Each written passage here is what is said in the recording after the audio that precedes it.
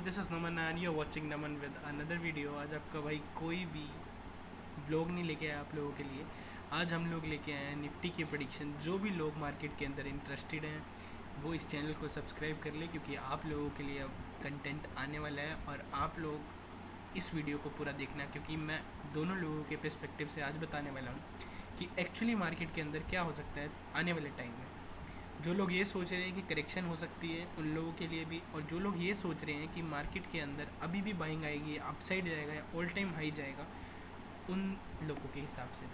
तो मार्केट के अंदर एंड तक बने रहना। मैं अपना व्यू भी आप लोगों को बताने वाला हूँ। मैं इस वीडियो के अंदर कोई भी बाइंग और सेलिंग रिकमेंडेशन आप लोगों को नहीं देने वाला हूँ। मैं सिर्फ अपना व्यू शेयर कर रहा हूँ आप लोगों के साथ, और आप लोग मुझे बताना कि मेरा व्यू आप लोगों को कैसा लगा।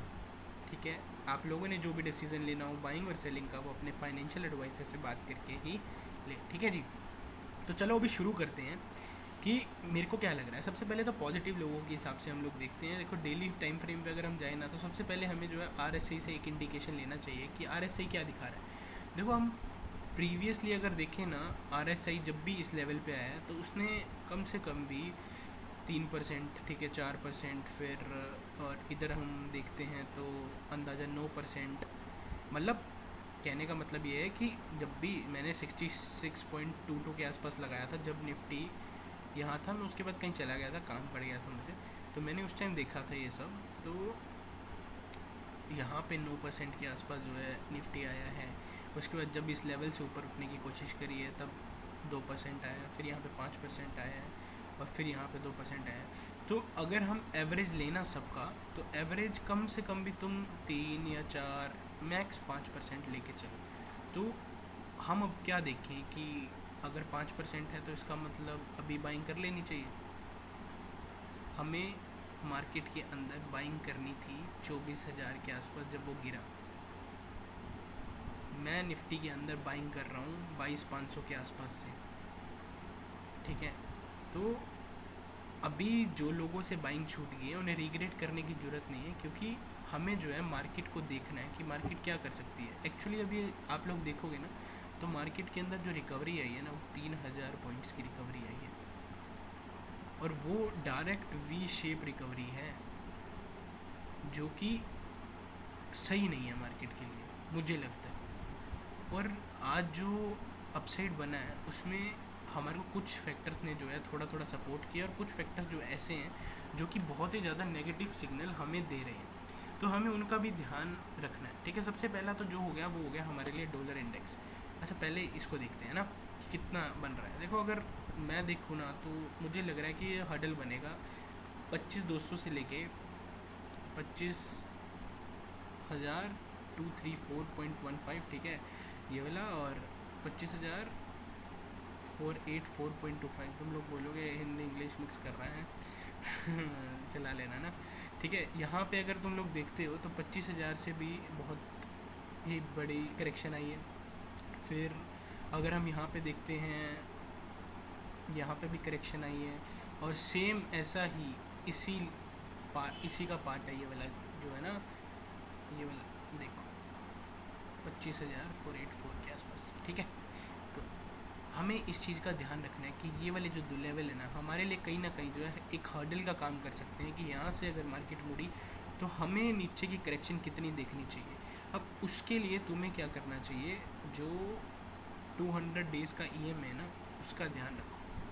200 डेज़ का EM में भी कहाँ बन रहा है, वो बन रहा है 24,046 के आसपास। ठीक है जी, तो अगर मार्केट यहाँ से गिरती है और 25,500 के आसपास से निकलती है, या 200 के आसपास से गिरती है, तो 1200 से 1500 पॉइंट का नीचे साइड फॉल आ सकता है। अब फॉल, आप बोलोगे यार इतनी अच्छी मार्केट गई है, 900 पॉइंट ऊपर मार्केट, अब फॉल तो किस बेसिस पे देख रहा है। तो हम फॉल किस बेसिस पे देख रहे हैं, फॉल देखने का रीज़न है सबसे पहला तो ये डॉलर इंडेक्स। जो डॉलर इंडेक्स है वो अपसाइड जा रहा है। 100 के ऊपर जब भी जाता है मार्केट के अंदर करेक्शन आती है। प्रीवियसली भी अगर आप देखोगे तो तब भी यही हुआ, और साथ में बॉन्ड यील्ड जो है हमारा वो भी बढ़ रहा है। तो ये दोनों सिग्नल जो है हमारी मार्केट के लिए कहीं ना कहीं ठीक नहीं है। आज रात को जो गिफ्ट निफ्टी है और डाउ जोन्स हैं, ये सब हमको देखना पड़ेगा कि जिससे हम कल की मार्केट प्रिडिक्ट कर सकते हैं। मुझे लगता है कि अभी 1-2 दिन मार्केट जो है ऊपर जा सकती है। अगर उसको करेक्शन आनी होगी तो 2 लेवल जो ऊपर बताए हैं 25,200 से 25,234 ऐसा ही है कुछ, और 25,500 के आसपास, ठीक है। तो 25,200 से 25,250 की रेंज ले लो और 25,500 के आसपास की रेंज ले लो, ठीक है। हमें इसका जो है ध्यान में रखना है। अब मेन बात यह है कि 2 फैक्टर्स तो हमने देख लिए, एक पॉजिटिव फैक्टर और हमें दिख रहा है कि जो गोल्ड है वो गिर रहा है, और इतनी बड़ी कैंडल बनाई है गोल्ड ने प्रीवियसली, तुम देखो तो कहीं नहीं है। मैं तुम लोगों को गोल्ड का बॉटम भी बताऊंगा। मैं गोल्ड को शॉर्ट करके बैठा हूँ 99,000 से, ठीक है। तो ये टॉप भी मैंने कैसे प्रिडिक्ट किया मैं आप लोगों को बताऊंगा। अब बॉटम भी मैं एक प्रिडिक्ट करके बैठा हूँ। अब मार्केट जिस दिन यहाँ से ऊपर गई है ना, लोगों ने अपसाइड कमाया, मैं पुट में ही बैठा हूँ। अब उसके पीछे का रीज़न है कि मैं पुट में क्यों बैठा हूँ, क्योंकि मुझे ये लग रहा है कि मार्केट अभी जो है नीचे जा सकती है, और मेरे को लगता है कि गोल्ड अभी नीचे जा सकता है। देखो मैं तुमको 3 लेवल्स बताऊंगा गोल्ड के अंदर, उसके लिए मेरे को कमेंट करके ज़रूर बताना कि क्या हमें गोल्ड अभी बाय करना चाहिए या आने वाले टाइम में बाय करना चाहिए। कमेंट मेरे को 5 कमेंट चाहिए बस, ज़्यादा नहीं मैं मांग रहा, सिर्फ 5 कमेंट कर देना गोल्ड। लॉजिक के साथ आपको बताऊंगा कि गोल्ड के अंदर मैंने टॉप कैसे निकाला और मैं बॉटम कैसे प्रेडिक्ट कर रहा हूँ, ठीक है। तो अभी चलते हैं हम लोग अपनी निफ्टी पे। तो हम लोगों ने अभी यही देखा कि हमें जो है 2 लेवल्स अपसाइड के ध्यान में रखने हैं, और नीचे अगर निकलता है 24,046 के, उस दिन से हल्का सा मार्केट बेयरिश हो जाएगा। प्रॉपर सिग्नल आपको कहाँ पे मिलेगा वो भी मैं बता देता हूँ, एक सेकेंड।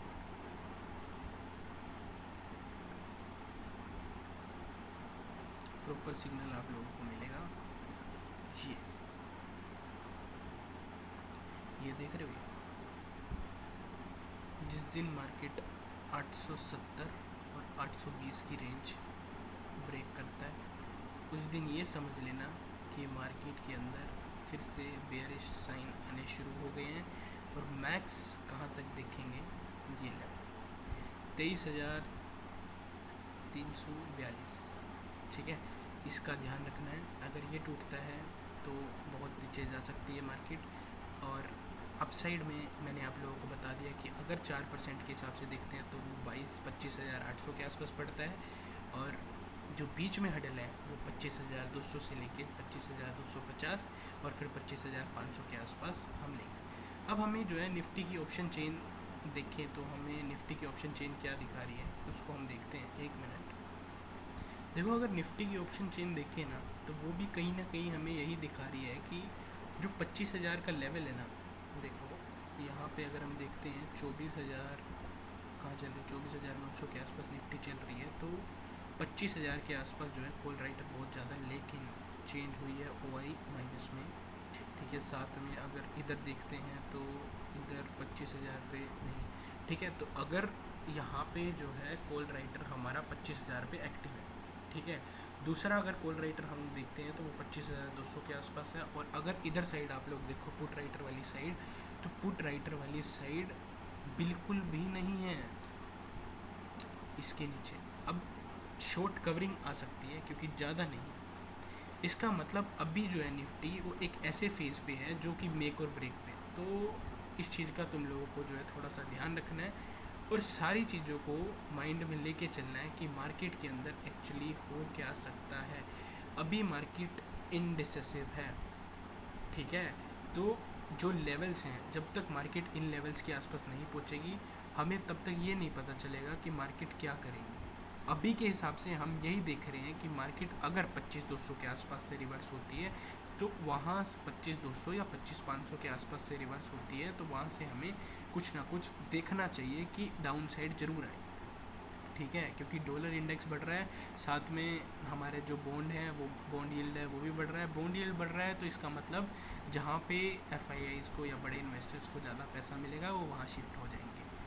तुमको समझ में आई बात। दूसरा हमें क्या देखा यहाँ पे कि अगर अपसाइड जाना है तो पिछले RSIs के हिसाब से या पिछले मोमेंटम के हिसाब से, मोमेंटम भी एक इंडिकेटर होता है, वो भी यही दिखा रहा है कि मार्केट अभी ऊपर जा सकता है। ऊपर अगर कल मतलब मान लो कि 200-300 पॉइंट मार्केट ऊपर जाता है और यहाँ से कहीं ना कहीं से सेलिंग आनी शुरू होती है, तो हमें कॉन्शियस हो जाना है और ध्यान रखना है कि ज़्यादा बाइंग साइड नहीं जाना है। 200-300 मार्केट अप साइड भी जा सकता है। ऐसा नहीं है कि मार्केट अगर 2500-500 निकाल दिया तो तुम ये सोच लेना ऑल टाइम हाई दूर नहीं है, मार्केट ऑल टाइम हाई भी लगा देगी। लेकिन अभी जो फैक्टर्स दिख रहे हैं वो कहीं ना कहीं इनडिसिसिव है। कुछ भी डिसीजन लेना या कुछ भी सोच लेना कि हाँ अभी मार्केट बहुत ही ज़्यादा बुलिश हो गई है या मार्केट कहीं ना कहीं बहुत ही ज़्यादा बेरिश हो गई है, कुछ भी डिसीजन लेना अभी के हिसाब से ठीक नहीं है। जो जो फैक्टर्स या जो जो चीज़ें मैंने आप लोगों को बताई हैं वो कंसिडर करके मार्केट के अंदर उस हिसाब से वर्क करना है। होप सो आप लोगों को मेरी वीडियो अच्छी लगी होगी, और जिन भी लोगों को अच्छी लगी है तो चैनल को क्या करना है, सब्सक्राइब, ठीक है, लाइक कर देना और अच्छा सा कमेंट करके जाना। और हाँ, गोल्ड के बारे में डिटेल्ड वीडियो चाहिए तो मेरे को ज़रूर बता देना, ताकि मैं गोल्ड के बारे में आपको बता पाऊँ प्रॉपर लॉजिक्स के साथ कि क्यों गोल्ड ने वहाँ पे टॉप लगाया और क्यों मार्केट के अंदर नीचे बॉटम लग सकता है और कहाँ आसपास डेट्स के आसपास लग सकता है, उस चीज़ को हम लोग जो है देखेंगे। एक डेट मैं आप लोगों को भी बता रहा हूँ जाते जाते, 19 में या 18 में, इसका ना थोड़ा सा ध्यान रखना। आई डोंट नो कि क्या हो सकता है क्या नहीं, बट मैंने ये ना थोड़ी सी प्रिडिक्शन करके कहीं ना कहीं निकाल ली है कि क्या हो सकता है, ठीक है। तो उस हिसाब से प्लान करना। और आज की वीडियो में इतना ही।